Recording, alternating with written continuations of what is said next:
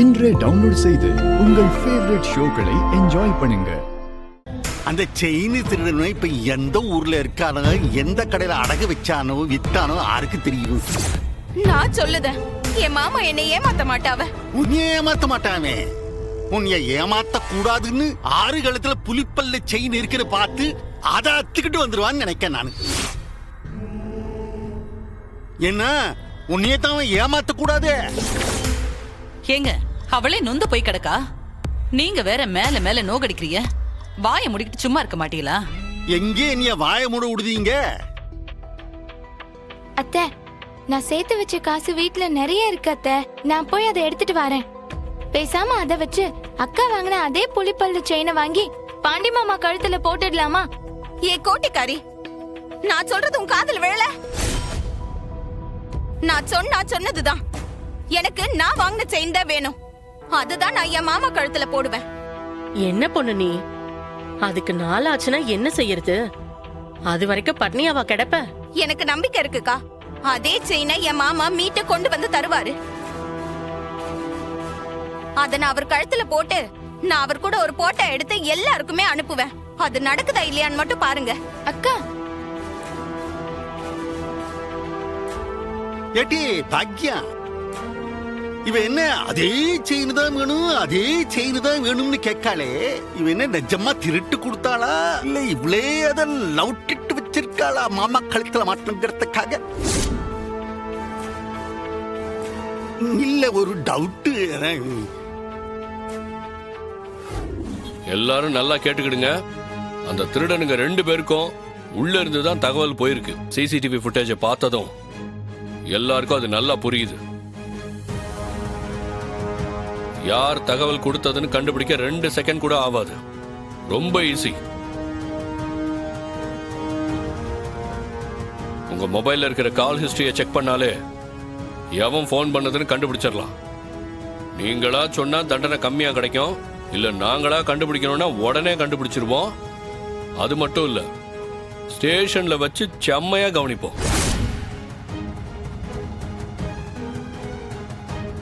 அது மட்டும் இல்ல, நாங்களா கண்டுபிடிச்சோம், எங்க ஸ்டேஷன்ல பெண்டிங்ல இருக்கிற எல்லா கேஸையும் உங்க மேல போட்டுருவேன்.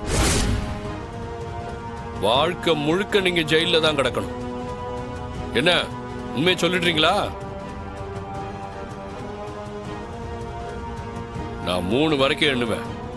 அதுக்குள்ள குற்றவாளி முன்னாடி வந்து உண்மையை ஒப்புக்கல, அப்புறம் உண்மையை நாங்களே வர வைப்போம். 1 2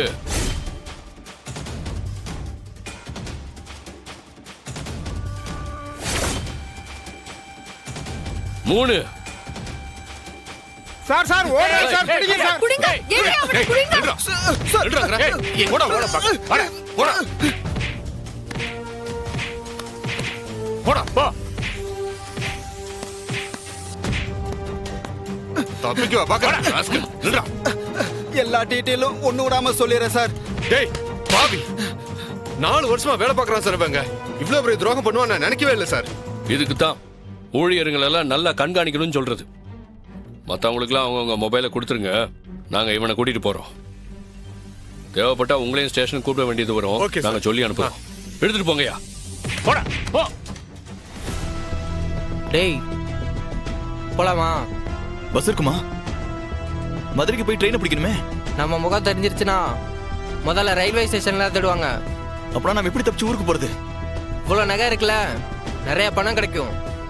அதை வச்சு நம்ம மதுரை போயிட்டு ஃப்ளைட்ல போயிடலாம். இப்போதைக்கு மதுரைக்கு பைக்ல போலாம். சரி, இதான் சரியான ஐடியா. வா போலாம். ஏய் சீக்கிரம் சீக்கிரம்.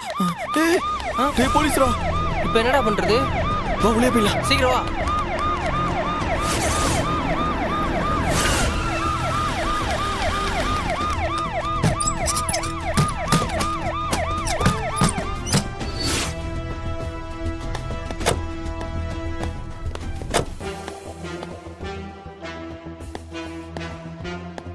பாத்தியால அதே வண்டி சிசிடிவி ஃபுட்டேஜ்ல பார்த்தோமே. அப்ப இங்கதான் இருக்கீங்களா சார்? வால் இங்கதான் இருக்கணும். வாங்க போவோம்.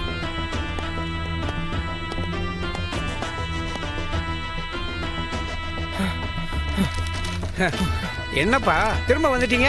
கொடுத்த பணம் பத்தலையா? இருங்க எடுத்துட்டு வரேன்.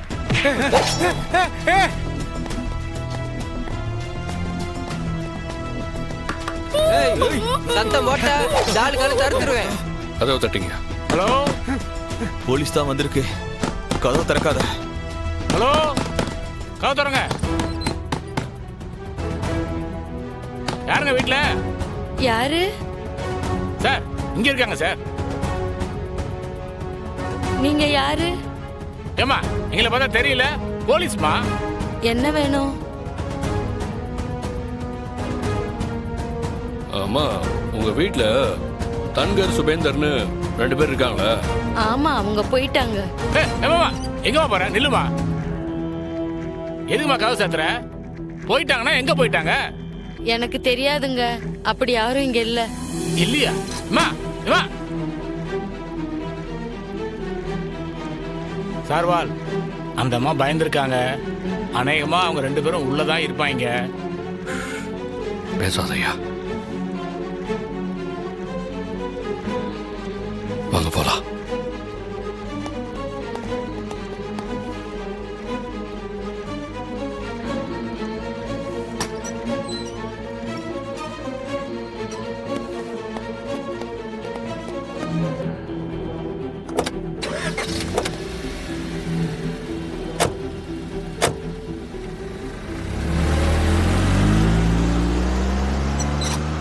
ஐயோ, உள்ள 2 வயசானவங்க மாட்டிட்டு இருக்காங்களா? இப்ப என்ன மாமா செய்ய போறோம்? அடாவடியா உள்ள போனா அங்க இருக்கிறவங்க உயிருக்கு ஆபத்துல.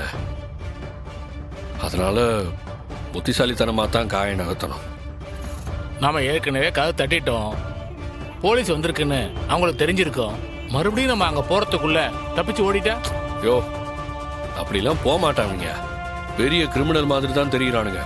நாம அங்கிருந்து வந்துட்டாலும் ஒருவேளை மறைஞ்சிருந்து கண்காணிப்போன்னு அவனுங்களுக்கு சந்தேகம் இருக்கும்.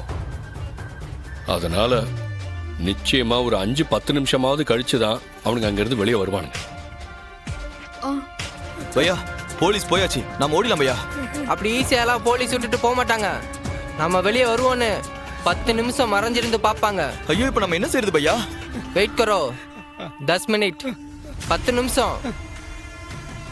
அவங்க கன்ஃபார்மா அங்கிருந்து போயிட்டாங்கன்னு தெரிஞ்சதுக்கு அப்புறம் நம்ம வெளியே போலாம். மாமா, சும்மா யோசிச்சுட்டு இருந்தா எந்த பிரயோஜனமும் இல்ல. ஏதாவது பண்ணணும் மாமா. எப்படியாவது உள்ள போகணும் மாமா. அதுக்கு தான் எந்த ஐடியாவும் வரலையே. மாமா, திருடங்களை பிடிக்கிறது கூட 2வது.